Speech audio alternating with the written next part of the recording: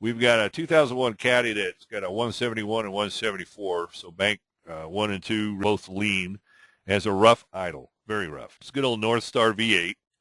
When we look at our DTC status, we have a 171, 174, and a 300, which is a multiple cylinder misfire. The 174 is the one that's set to freeze frame.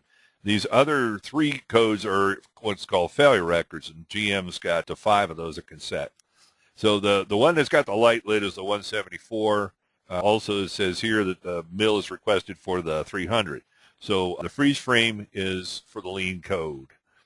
Let's take a look at that freeze frame. And really there's a lot of data here. What we did was capture the freeze frame and with a Tech 2 and then upload it into software on the PC. If you've got Tista Web, you can do the same thing. But basically what we're looking at here is about 2,300 RPM. We're at about an 18-19% add. I know the short terms are at minus, but I have no idea what they were a second ago. So I'm really not going to hang my hat on short-term fuel trim and a freeze frame.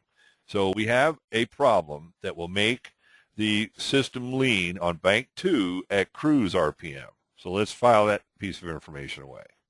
And now we look at our 300. Our 300 sets, and we have a ton of fuel add.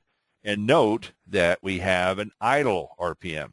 So we have a problem that makes the engine misfire at idle. We look at our 171, and again, we have an idle RPM, and we've got a super add on fuel trim. So now we see that we have a problem that can cause a misfire and a fuel trim code at idle, and it can also cause a fuel trim code at cruise RPM.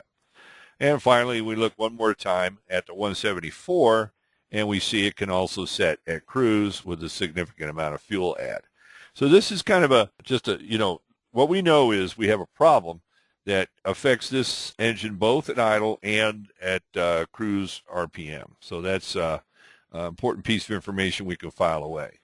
Also, we look at our misfire data, and we see that every cylinder has history, and we really can't pick out any, there's, I guess, cylinder number 8 and cylinder number 6 have the highest numbers, but there's not a big enough winner here for the PCM to set a P01, 301, 2, 3, 4, 5, or whatever. So we know we have misfires pretty much across the board. So in order to go after this problem, the technician is going to spray some carb cleaner or hydrocarbons around under the engine compartment. And when he gets to this particular location right here, he gets a significant change in the O2 voltage, at which right before that point is zeroed out. As soon as he sprays carb cleaner by the back of the throttle body, he gets this bump in oxygen sensor voltage. So, pretty simple and time-proven technique to look for vacuum leaks. Fortunately, the leak is occurring right now when he's looking for it. Well, this boot that goes in between the intake plenum and the throttle body is a pattern failure on Cadillac. So many of you may have already experienced this. But the boot, looks like you could simply slip it out of there, but that is really not the case. It's going to take a little bit of wrenching to get that boot changed out. Hopefully before you got to this point, you'll listen to how the starter sounded, because I haven't met many of these things that the starter sounded real good on. So this would be a great day to put a starter in here. All right, so when you get done, you get the new boot in there, and at the end of the day, you got this problem solved. So while this is a pattern failure, I thought it was an important discussion because we used our scan data analysis to determine that we had a problem that would not only affect the engine at idle via a vacuum leak, but it also affected it at higher RPM because we had air leaking in that wasn't going through the sensor.